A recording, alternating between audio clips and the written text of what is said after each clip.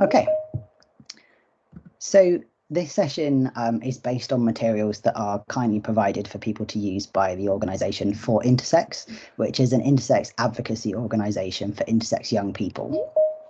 And I'd encourage you to look at their resources as well. So if you type For Intersex, as it says on the slide, and as we will send out after the session, we'll send out all the resources as well, or the link to the resources. But do have a look in your own time, because there's some really good things there. We'll signpost at the end to 4 key resources that you might want to look at in terms of next steps as well. Over the next about an hour, we'll look at what it means to be intersex people's experiences, some of the myths and misconceptions that are prevalent in relation to intersex people, and how we can all improve our allyship. Obviously, an hour can only ever be an introduction, but we hope that it will kind of give you a useful base from which to branch out and do your own sort of self-education with regards to additional resources and events that might be available. As I said, please feel free to use the side chat bar as we go through for any questions or comments that you have, or to ask any questions via the Slido mechanism as well. So if you can use sli.do and the hashtag Campus Pride. So you don't need to create an account and it won't track you. We'll delete all of those questions at the end of the session as well. So do feel free to use the side chat bar or Slido for your questions and comments as we go through. Okay, so we'll start with the sort of the broad question: what does it mean to be intersex? It's helpful to consider what we might mean, because there are various different interpretations or understandings or misunderstandings of what it means to be intersex. There's no one agreed definition of what it means to be intersex, but we'll look at one possible definition which has been written in consultation with intersex people. Much of the language around intersex people and experiences has come from a heavily medicalised context and history, and so intersex people and activists are thus still creating, changing, contesting, as well as reclaiming some language.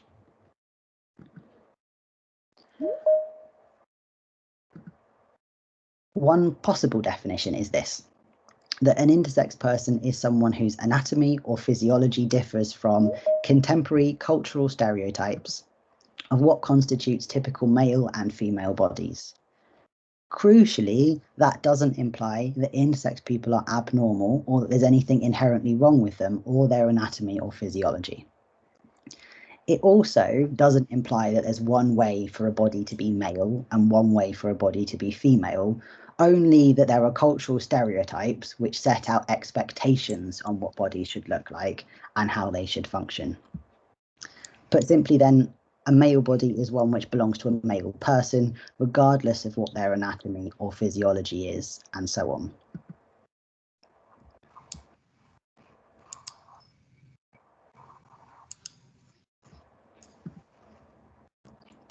So just like there's no one way to be trans or no one way to be a woman, there's no one way to be intersex either. There are lots of different kinds of intersex traits, but what intersex people have in common is that their differences are either present at birth or manifest spontaneously at puberty. So next, we're going to take a bit of a look at the specifics of how someone might be intersex. So firstly, intersex traits can be chromosomal, meaning that your chromosomes are something other than XX or XY, like XO, XXY, or XXXY. Or they're different from what's expected for your body. So you might have XY chromosomes with a typically female phenotype or physical appearance, or XX chromosomes with a typically male phenotype. Now, again, we're specifically using the phrase typically here. If you're going to ask questions about the in-depth sort of the nuances of life sciences, I will have to refer you to one of my colleagues. So just to let you know that in advance, feel free to ask those questions, but I might have to say that I'll get back to you with an answer after the session. Intersex traits can also be gonadal. So gonads are organs like ovaries or testes, but the tissue starts out with the potential to become either type, and can also become a combination of tissue types or ovotestes. Sometimes the tissue becomes a type of gonad that isn't expected based on your external phenotype. So we talked about that in the last section. For instance, someone with a vulva who later discovers that they have internal testes instead of ovaries. You can also have tissue that doesn't become either, or doesn't develop into either type, called streak gonads, that don't produce any hormones.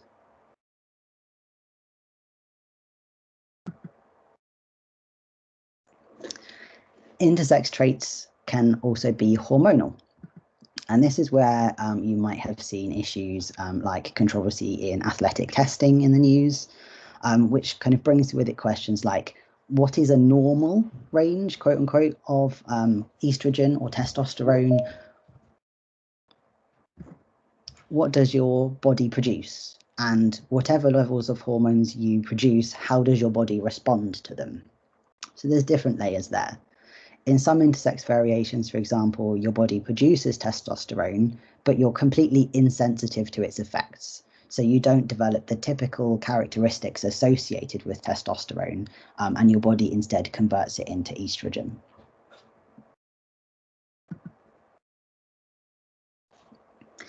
Genital tissue also develops along a spectrum too. So that same tissue can become either labia or scrotum, or the same tissue can become either a clitoris or a phallus. But if the size falls somewhere in the middle of what's considered typical, again using the word typical, for either one, historically and problematically, it's been a decision given to individual surgeons to determine what's considered normal versus in need of surgical correction. In intersex infants, we can see different combinations along these spectrums, and almost none of them carry medical consequences. The only medical urgency is if a child is unable to urinate.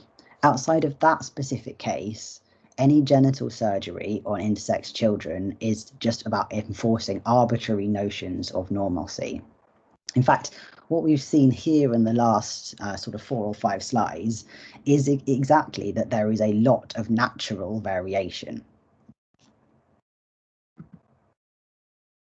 So this table brings some of the things we've just talked about together and illustrates some of the common intersex variations and their characteristics.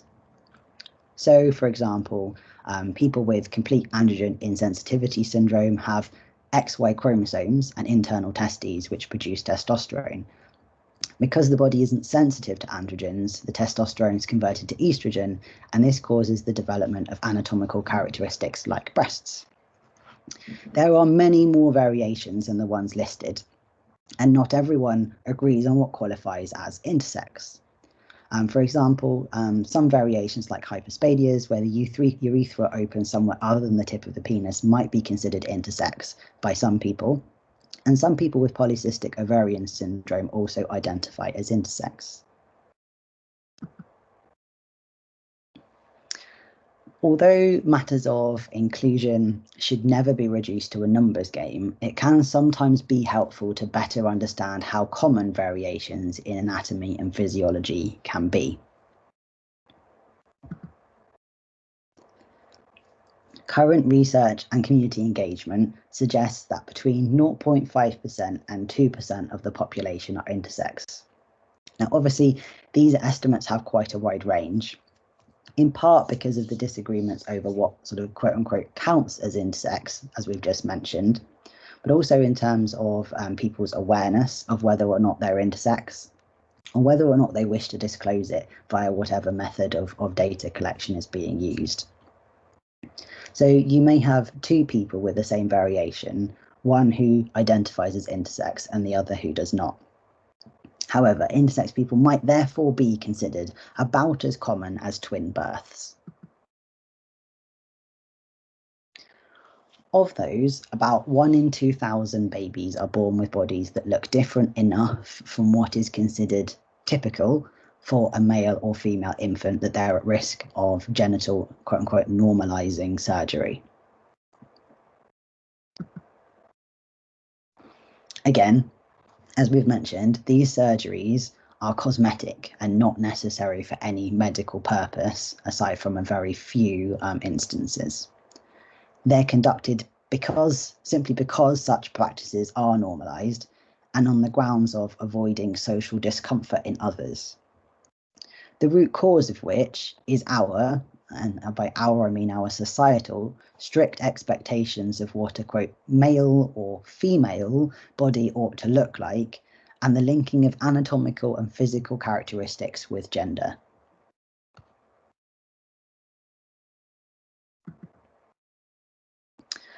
So, what are some of these unnecessary surgeries specifically? Gonadectomy is the removal of gonads such as ovaries or testes, including when they're healthy and producing hormones. Taking out hormone-producing gonads means that the child, and ultimately the adult, must be placed on hormone replacement therapy for the rest of their lives and can also be sterilizing. Gonadectomy is sometimes said to be necessary to prevent the development of cancer, but for most intersex people, the risk of gonadal malignancy is very low and wouldn't be considered a high enough risk to prompt the organs to be removed in someone who wasn't intersex. At least not before the individual could weigh their own options and give their consent.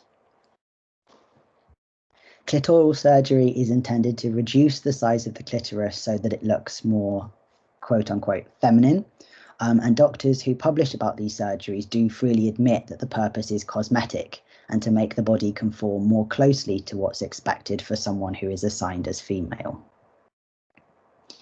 Vaginoplasty is the creation or enlarging of a vaginal opening, which some individuals may desire later in life, but is never necessary to perform this procedure on an infant or young child. This can be deeply traumatic for children who may not have wanted a vagina constructed in the first place. Hypospadias repair involves surgery to move the urethral opening to the tip of the penis, and while this might sound relatively benign, this surgery has a very high complication rate that can involve extensive damage to both urinary and sexual function. People who have these surgeries as children often need multiple follow-up procedures to address complications simply introduced by the first surgery.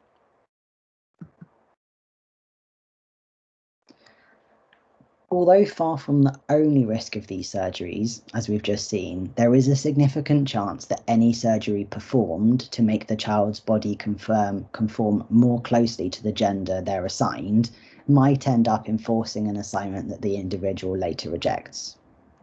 Even if the assignment ends up being correct, having tissue non-consensually removed or altered will change the way it looks, feels and functions in ways that the individual might not desire. And these changes ultimately cannot be undone or are very difficult to undo.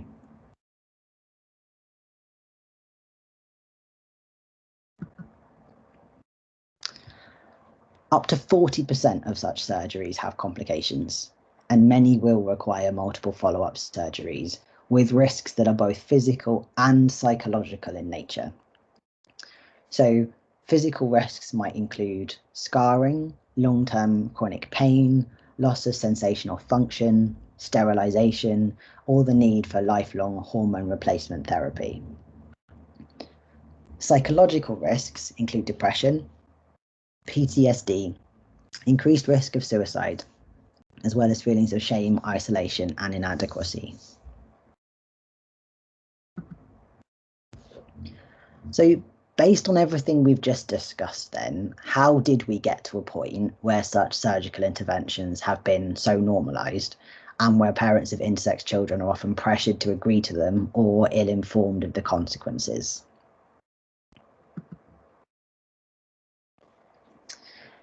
In the 1960s, the model of early genital surgery gained traction after a psychologist, John Money from Johns Hopkins, popularised the theory that gender is malleable in early childhood and that a child can be socialised in any gender if they undergo surgery so that their body, quote unquote, matches that assignment.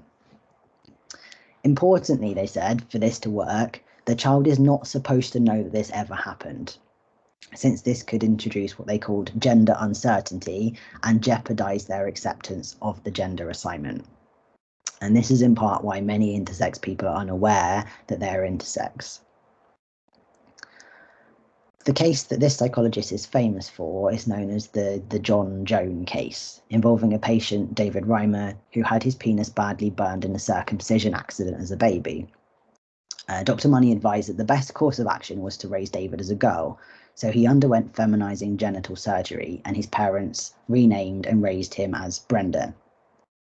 This case was widely reported as a success for many years, but it came to light later that David was never the happy patient that Dr. Money had reported. Once he learned the truth about what was done to him, he transitioned to live as a man, but unfortunately eventually committed suicide. The theory, however, stuck. Intersex children are still operated on with the belief that it will make it easier for them to accept their gender assignment and psychosocially adjust, that there's never been any proof that this is the case.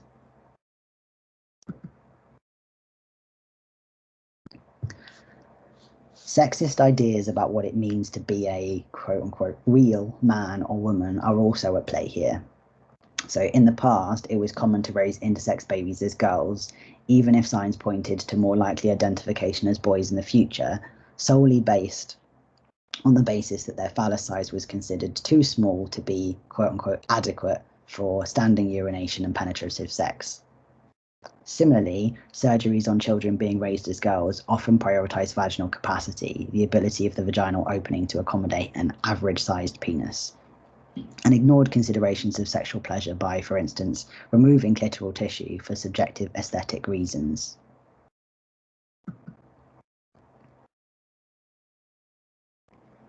As much as doctors who still do these surgeries claim that they're for the good of the patient, you'll see here a few quotes that illustrate the perspective from which these treatment decisions are actually made. These are all quotes from conversations had with intersex youth by their doctors, and they show how the priorities and assumptions at work might be very different from an individual's reality. There is a preoccupation with future sex lives, including assumptions that sex must equate to penetrative sex between opposite sex partners to be real. There is a decentering of the intersex person in favour of social comfort of those who interact with them. So you'll see here quotes like, we'll get you on hormones so you can develop for your future husband, or you can have real sex one day, we'll just start you on dilation, or do a vaginoplasty when you're ready to start dating boys, or when your parents are ready. Myths, misconceptions, poor societal understanding of intersex people and their experiences often leads to social isolation or exclusion of intersex people. Invasive questions, bullying, harassment, as well as intersex people's experiences of shame and embarrassment because society teaches, sometimes explicitly, that their anatomy or physiology is wrong or abnormal. This can often be internalized by intersex people. So you can imagine in many schools, learning about anatomy and physiology doesn't include space for variations of intersex people.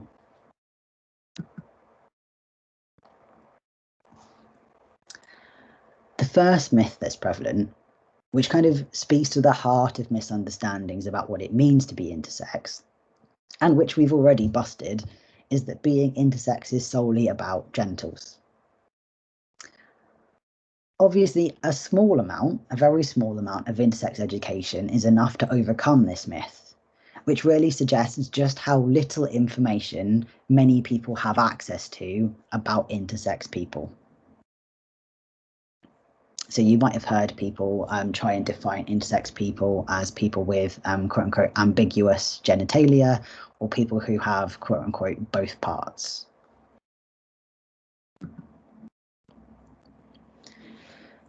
Other intersex myths often relate to a conflation between being intersex with gender identity. Intersex people might identify as male, female, non-binary, or in another way, just as endosex or non-intersex people do. Intersex people can identify as trans, but trans identity and being intersex are very different. So being trans is about identifying as a gender different to that which you were assigned at birth.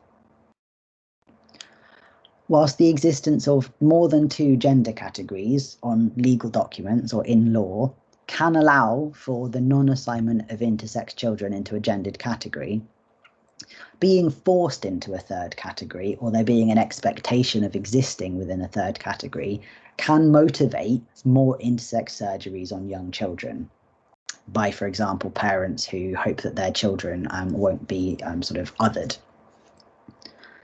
Many intersex advocates have actually expressed a preference for removing gender markers on ID documents altogether.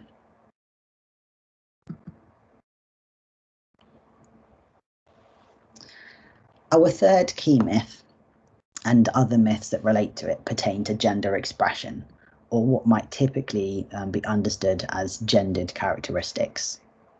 So, in addition to physical characteristics like, for example, body hair or musculature, this might include things like voices or patterns of speaking, style choices or mannerisms, personality aspects, and so forth. Of course, being intersex doesn't necessarily result in any visible variation to those you interact with, and it doesn't mean that intersex people are all feminine or androgynous.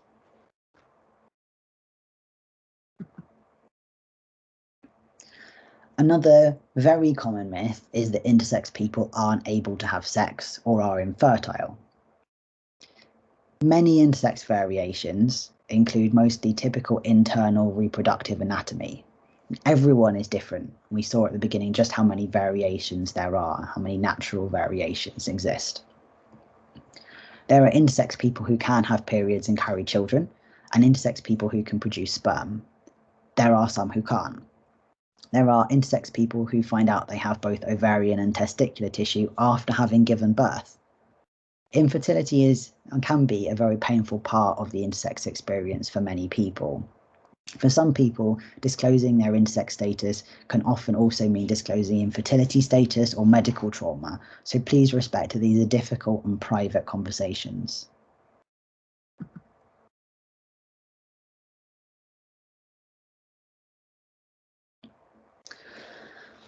You will have seen some forms of the LGBT acronym which include an I for intersex, whilst others don't include intersex or include intersex within the plus.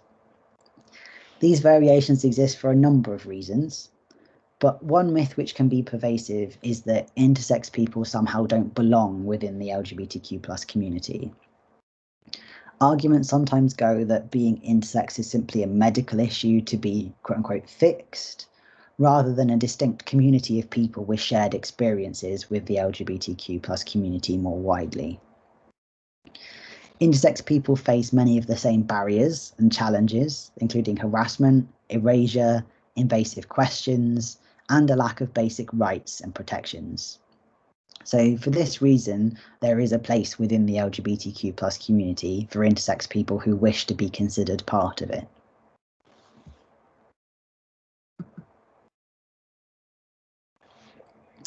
So the myths and misconceptions we've looked at feed a lack of knowledge and understanding relating to intersex people and their experiences and needs. This often results in incorrect assumptions about intersex people and their experiences, identity policing, so saying who can or can't be intersex or telling an intersex person that they aren't intersex, or assertions about who is or is not intersex enough. It might result in exclusion from LGBTQ+ spaces and communities, including a lack of support from LGBTQ+ groups, and a poor understanding of the needs of intersex people, which can lead to less effective allyship. A lack of knowledge also often results in a lack of confidence speaking out on matters of intersex inclusion. So, what can we do as individuals or within our organisations, whether that's higher education, further education, within our local community groups and so on? We're lucky that there are many activists, human rights organisations and allies in many spaces who are already working to make sure that intersex people are allowed bodily autonomy, or fighting instances where they're denied bodily autonomy or denied access to support. So I can see that there's a question on Slido, thank you for that, that asks what's meant by allyship. And it's not a topic that's not contested, but I'll do my best to give kind of a basic understanding of what allyship means. And it can often be taken to mean that you are kind of standing in solidarity with other people, or you act in a way which furthers their rights, that challenges behaviour which is harmful towards them. So being an active bystander, calling out inappropriate language or terminology, working towards improving access to services, or breaking down barriers that might exist.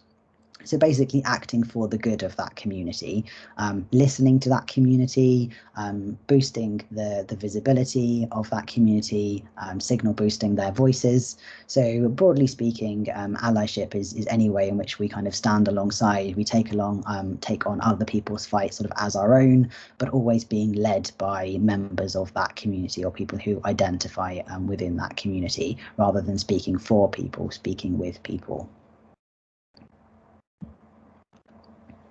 Yeah, thank you for the comment there around kind of inclusion in the LGBTQ plus community and acronym. You're absolutely right. Those shared experiences mean that any intersex person who wants to be considered within the LGBTQ plus community should be able to. There are some intersex people who don't feel like the community is for them, and that can be for a number of reasons. That might be because for some reason they just don't believe that their kind of experiences are shared experiences, or that they, for whatever reason, don't feel aligned to that community. And obviously that's a personal choice. That's also the same for other people who would meet the descriptions of, for example, being trans or being gay, but may not identify with those terms or with that community. But also a lot of it comes down to kind of not feeling welcome within that community as well. So some people may feel that the community, the LGBTQ plus community more broadly, hasn't progressed to a point where it's welcoming or inclusive of intersex people. And so a lot of LGBTQ plus groups and communities at the moment are working towards engaging intersex people so they feel they can truly represent them, rather than adding the I and it be considered tokenistic within the acronym, for example. I have also seen arguments that not including it makes it easier to remember and so forth, but I think in this era of kind of rapidly evolving terminology, that it's not a particularly sort of good reason not to include things in the acronym. I know that, for example, at the moment, Campus Pride is engaging in consultation with the intersex community about how best to go about formally recognising the intersex community as a community that it represents and works for. So a lot of groups are currently in that process of working out how best to respectfully include intersex people explicitly within their groups. Thank you for sharing that information from the University of Manchester about how to become an all-out ally. That's great. I'll have a look at that afterwards and I'll share that with people who are registered so that they have the link. Thank you for that. So looking then at what we can do, how can we work with people to support our intersex colleagues, peers, students, family, and wider communities? Oh, I can see that, and there was another comment in the chat bar, but it's gone blank for me. So I'll carry on and I will read that one when it appears for me. Thank you. So Interact, whose materials this session is based on, was the first organisation of its kind in North America. And I've left it here from its materials because obviously this is where the materials are kindly sort of drawn from and based on. And it was founded to protect the rights of intersex young people. And they do, for example, legal and policy advocacy, media consulting, and they operate a youth programme to develop young intersex leaders and advocates. There are also UK-specific intersex organisations too, including Interconnected UK, OII UK, and Intersex UK. But just as with any other community, many intersex people may not feel well represented by all or any of these organisations. In the same way that, for example, many within the LGBTQ plus community may not feel well represented by Stonewall, for example.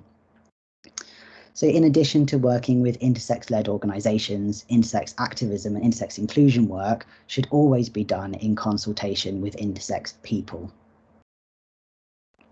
Apologies for those who I can hear are putting something into the side chat bar, and it's unfortunately gone blank for me. So if there was something there that people wanted me to respond to rather than sharing with others who were present, if you could drop it into Slido just so I can make sure that I can respond to any questions that you've got there. In addition to intersex-specific or intersex-led organisations, there are also organisations which aren't specific but who've spoken out explicitly against non-consensual medically unnecessary surgeries on intersex children and for other measures of inclusion for intersex people. And this includes the World Health Organization, Amnesty International, Human Rights Watch, and the UN Office of the High Commissioner for Human Rights.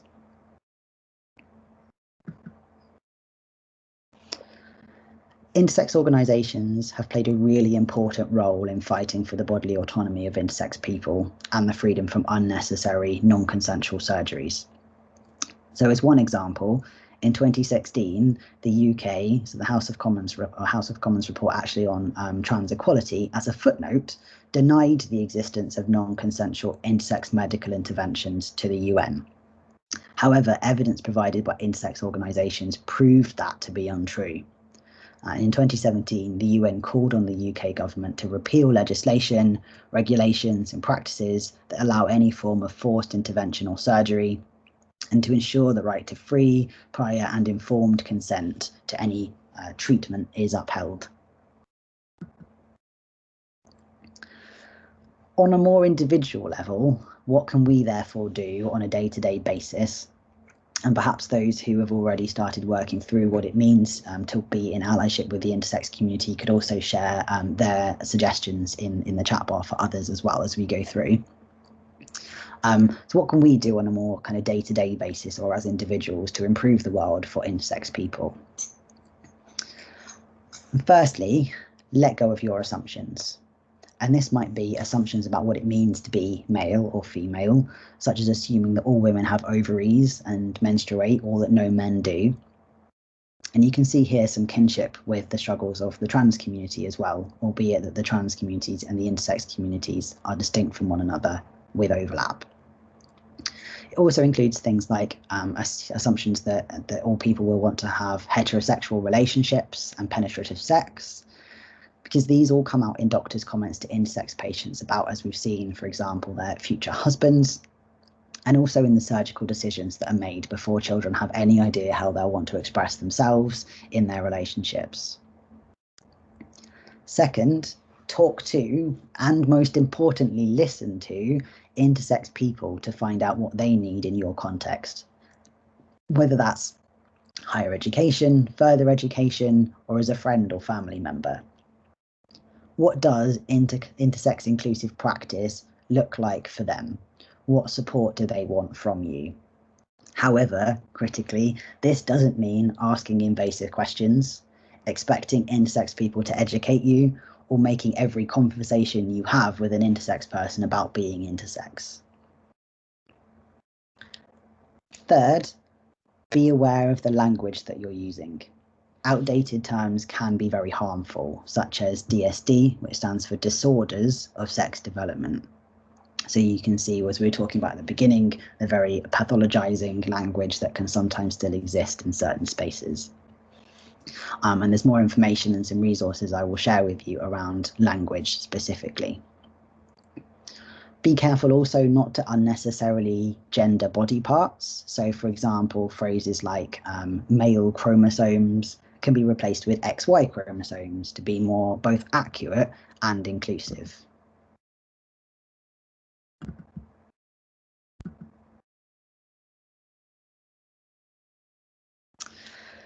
Intersex people are sometimes dismissed, as other minority communities are, as small and therefore kind of not worthy of attention or inclusion or of being listened to, or as a group of sort of quote angry activists or people with some kind of quote agenda or as a lobby. But we know that the momentum for intersex rights and inclusion is far greater than this perception. So use your connections and platform to show up for intersex people and communities, whether it's sharing a video on social media, contacting your MP about relevant votes or early day motions, joining demonstrations, or sharing educative opportunities with others. It could be, like you are today, attending an event, reading a resource, sharing what you've learned with colleagues and peers. Follow, for example, intersex organisations on Facebook or Twitter and sign up to their mailing list so you can be in the know about allyship opportunities that are coming up. I'll share 2 key resources from For Intersex, both in the chat and the email that I'll send out after the event, that are written by intersex young people. The first focuses on how to support intersex people as friends, and the second as teachers for anyone here who might have teaching responsibilities or might have teaching responsibilities in the future. There are also resources which look at supporting intersex employees and talking about intersex people using appropriate language. That draws us to the end of my portion of this session. If anyone would like to stay and ask a question, please do. I think I can see the chat again now, so I'll take a break to read what was in there and respond to any questions. Again, the Slido remains open to you, and if you want to send any questions afterwards to the Campus Pride inbox, you're most welcome to do that.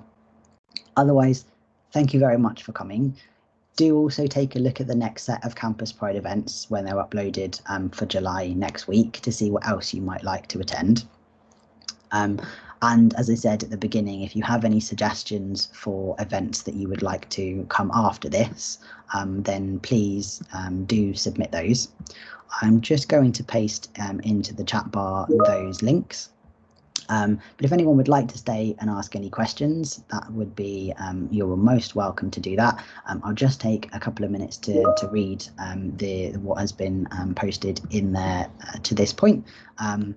And thank you very much for taking the time to come to this session. So here are the links to the resources. And I'll also email them out afterwards, so no need to bookmark those if you'd prefer not to.